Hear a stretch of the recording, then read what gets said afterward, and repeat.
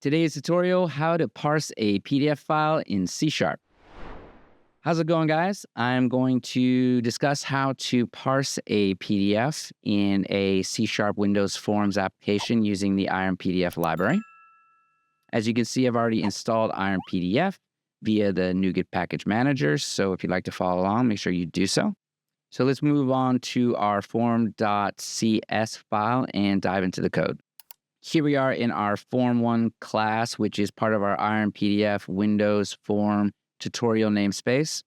We start by initializing the form components in the constructor. I've added the license key for IronPDF here. As you can see, it's wrapped in a region to keep it non-visible for security reasons. Next, we select the desired PDF file using the PDF document.fromFile method.